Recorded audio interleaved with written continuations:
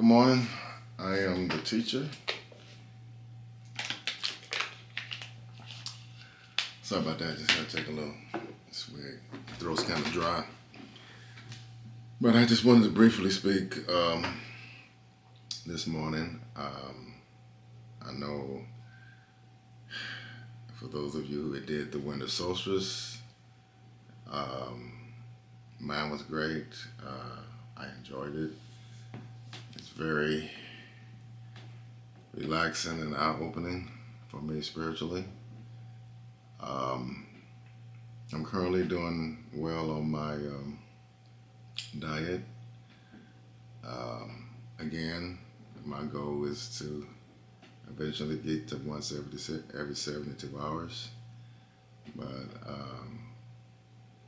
currently I'm doing the 1 meal a day fine. At least anywhere between 21, 25 hours before I actually eat. So that's going well. No issue. Pretty soon I'll be going to every other day, which I really enjoy doing that. So once I get to going on there, then I will be in a better flow. Been very busy.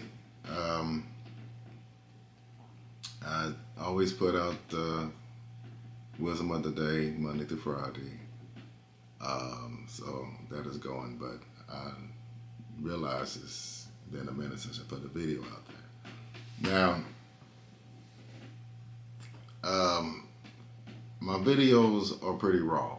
I don't edit my video, so if you hear any kind of mistake, if I say a number is not really that number or whatever, I'm just making my videos raw. I may edit them down the line, but currently I just want to do things as this manner for the simple reason I do want to show growth. I don't want to come out as far as, everything correct.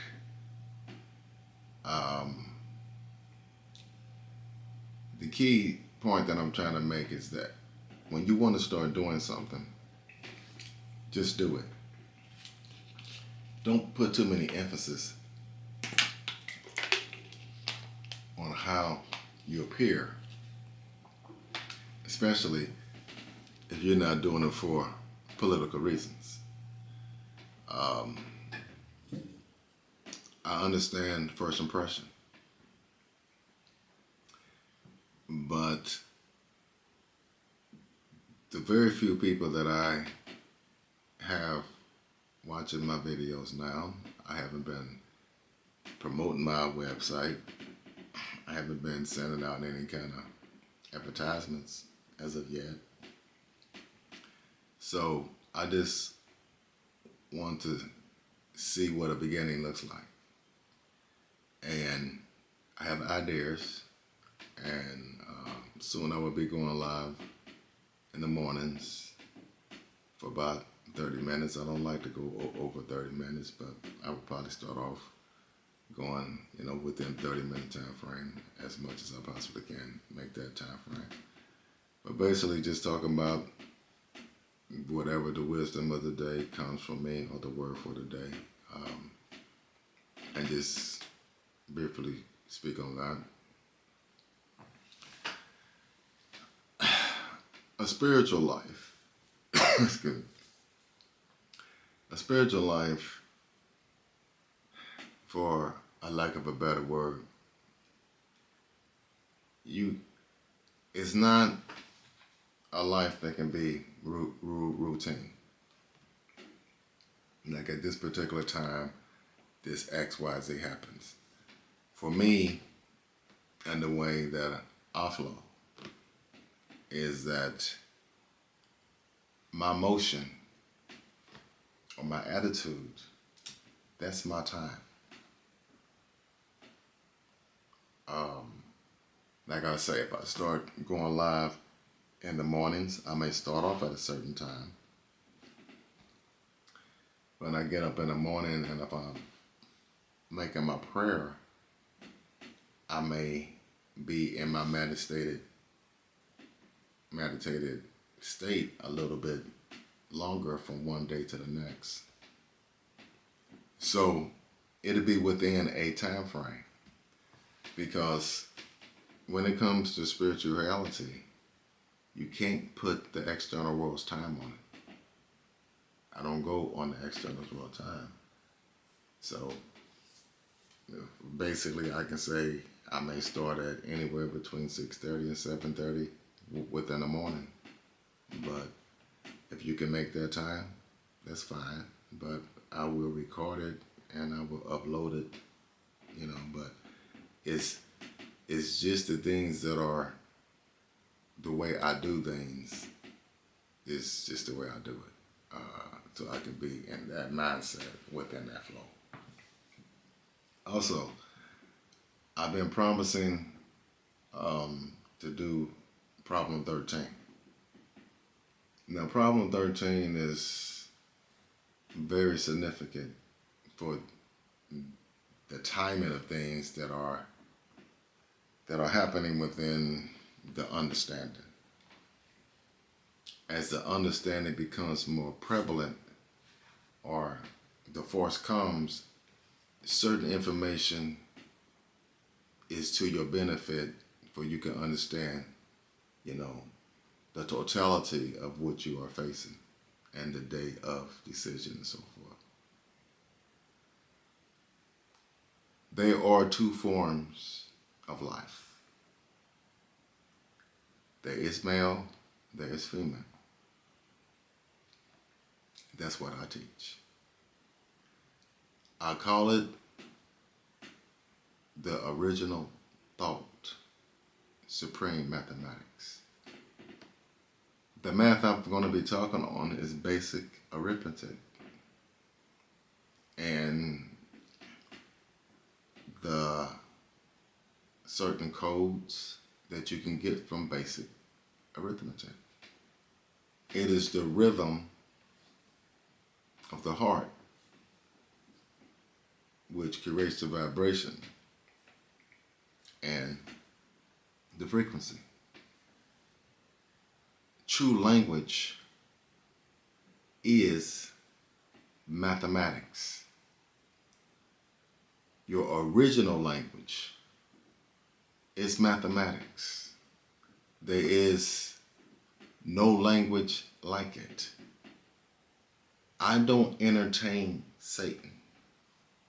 I don't pay him any attention. I don't pay the negativity attention. Okay, if you bring a negativity to me, fine. I can just give it right back to you if that's what you want to bring me. But 9 times out of 10, I don't engage in talking about Satan. For one, in mathematics, there is no Satan. There is nothing hindering you or trying to deceive you when it comes to mathematics.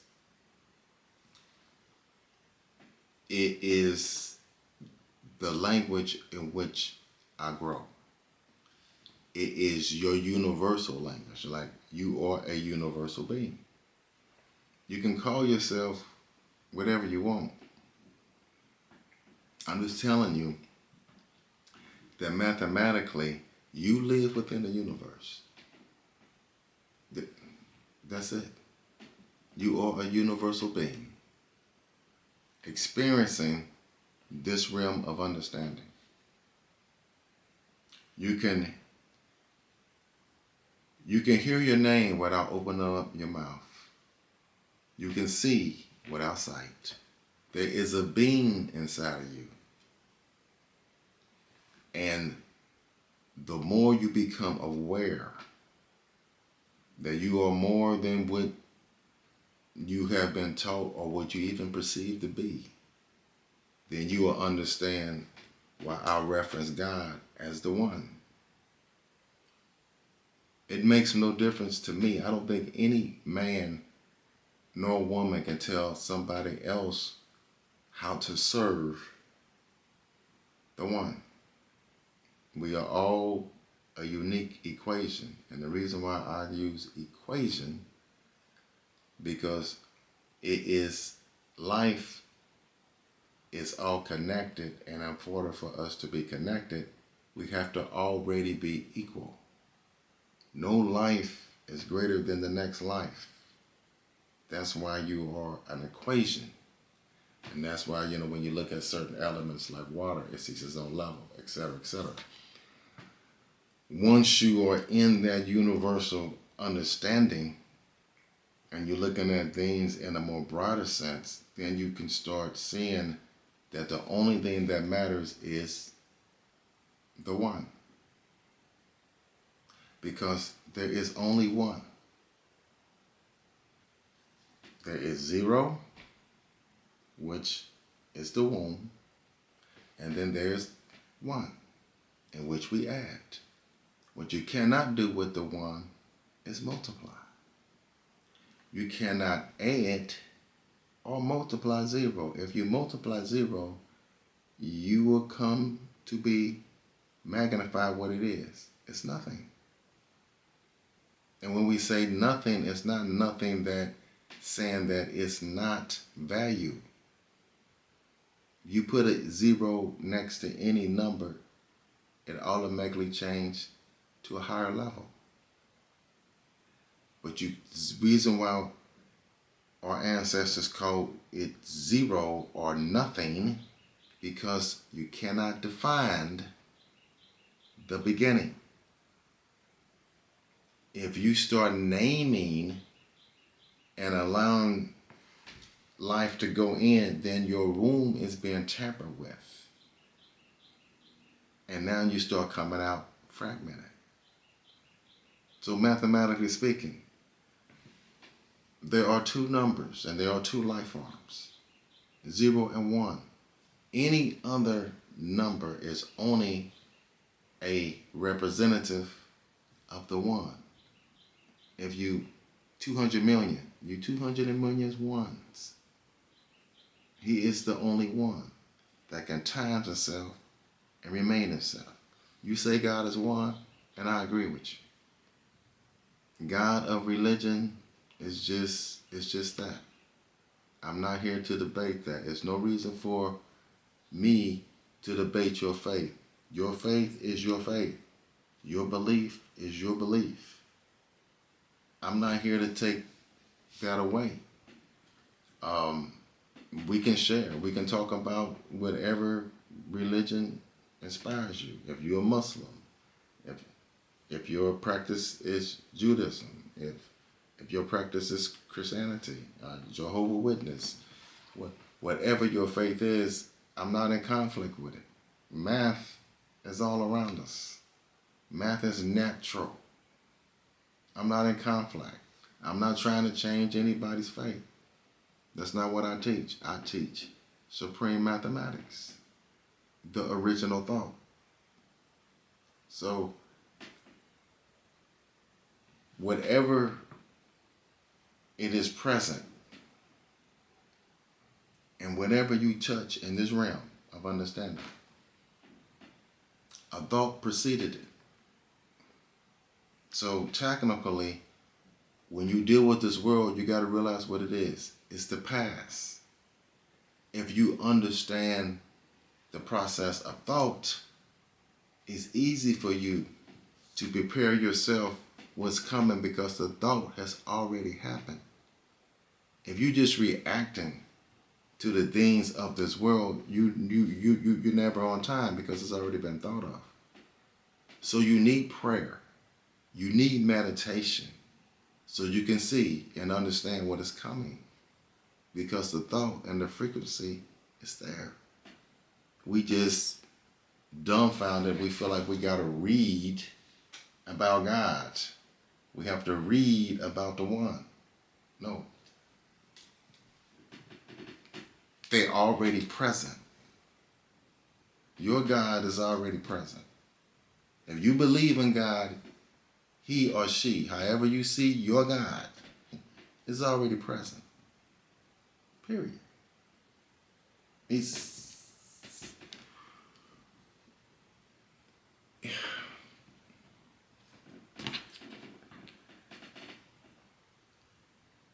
like I said, I'm gonna try to keep it brief today. Um, I get to talking. I'm gonna talk about the one. Well, I don't even know how long I can talk about the one because it's not. I'm not gonna get tired. One thing I say is just gonna lead to something else because it's never ending. It's what I love. Right now, I feel fantastic because I'm speaking about the one. I don't look at anybody and their faith or whatever as so-called holy. Okay. I don't know if you can really describe um, holiness. Uh, I think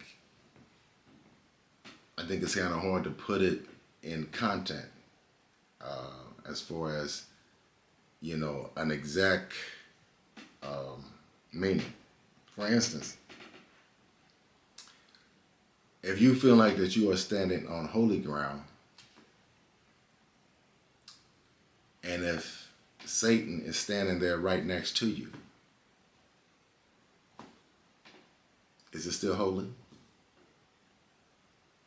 If he represents evil, deceit, etc., does that tamper with the holy ground? So, our religious books have Satan is in every religious book. But you call the religious books holy. When I'm in communication and syncing with God, Satan isn't anywhere.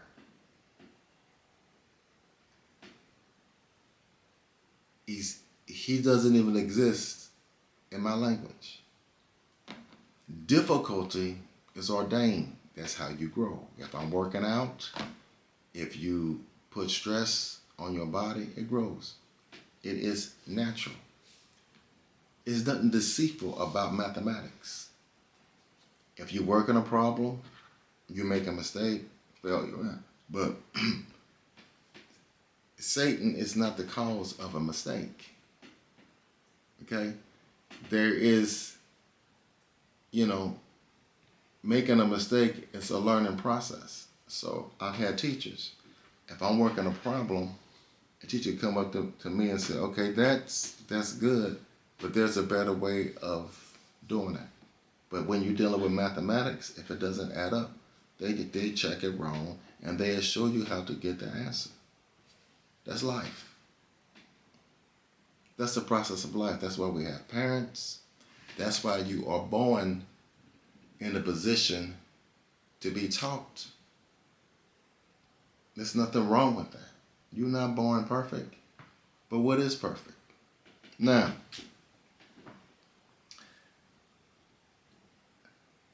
my favorite basketball player is not the best basketball player that I've ever seen.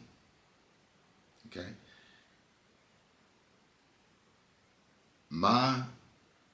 The person who I think played basketball the best, that's my opinion, but let's take Kobe Bryant, for instance. If Kobe Bryant went out there and made 17 out of 20 shots, and they said, hey, Kobe, why do you make all 20 of them? And Kobe might reply, well, I ain't God, so. But who says God can play basketball? You see? Basketball doesn't have anything to do with life. I mean, as far as your creation within the universe. What God put in motion was mathematics. The math always equals, which means it could be proven at no limit of time. It's always absolute. You can argue all you want if 2 plus 2 equals 4. But I guarantee you this, it will always equal 4. It's absolute. There's nothing that needs to be interpreted. It's just submission and you flow. Because it is true. I don't want to believe in God. Nor do I need a God being perfect in the things that go on in this physical world. The perfection is in your original thought. The result of what you see like if you want to build a building and you want it balanced, you're going to use mathematics. If you want to understand how nature works, you're going to use mathematics. If you're going to be exact, you're going to use mathematics. Man has discovered mathematics. But the math was always there and is always around you. So when you understand how things work, and if you really truly want to understand how, it's the math that allows you to do that. So when you have these people who is heavy within science, it's hard for you to get them to believe, oh, there is a deity out there that is, allowing this to happen, because the way you teach it makes it crazy. Faith is to be lived. It not necessarily needs to be taught. It can be explained and it can be inspirational. But your path and my path may not be the same. So how you got to your understanding, that's by your faith. These are the things so you keep that faith. Because by believing in your experiences got you there. I was raised as a Muslim. That worked for me. But at the same time, my favorite story of a religious person is in Matthew, Mark, Luke, and John. I love the story of Jesus, so-called Jesus. I can relate. I am not political. You're not going to hear me talk about anything political. The most important thing to understand is the one, not politics. I never known, all right, let's take my favorite story, for instance. Render to Caesar what belongs to Caesar. He wasn't interested in getting to the politics of Rome. Wasn't telling people to go and let's make Rome great. Let's hold Rome to his promise to the people. I'm not concerned what goes on in the external world, because my divine right, can't nobody take that from me. And if you try to take my divine right from me, well, then we have a problem. But you can be in charge of whatever. I will respect your laws, fine. I got to stop at a stoplight. Whatever your laws are, as long as it don't conflict with my divine right, okay. If I need money to buy land, okay. If everybody else has to do that, fine. Okay, it's just. I'm in a position Well, okay, if I see somebody else that okay, I can play this little stuff. It's not going to define me. If I'm successful, okay. If I'm not successful, okay. But my divine life, as long as you don't prevent me or try to prevent me from serving the one or teaching about the one, we good. Because I can live on the word alone. And what I mean by that, I don't need you. I don't need this world to make me peaceful or to make me happy. I don't need that. I have the one in my heart, and I'm well with that. So I'm just teaching about the one. I'm not going to bring people Satan.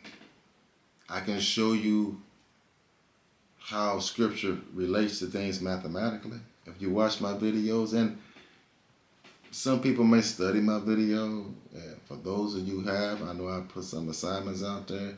Everything that I have put is just brief. You can spend a lifetime studying some of the stuff that I have out there. And sometimes I reference and I still study the stuff that I have put out there. It's just so much more within the codes. Like these codes.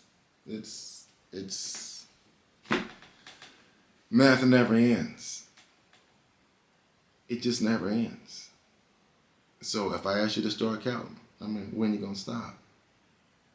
But it's true. There is no race when it comes to mathematics. There is no color. It's just true. If you're looking for your ethnicity, or if you're looking for something to say, hey, explain this or explain that. If you want the harshness of the truth, study the history that is written. It can tell you what certain races have been doing the last 6,000 years if you're interested in that. But what happens after you run out of literature? When you run out of literature, how do you know? How you gonna get the understanding when all your literature's gone and nobody has written something down for you?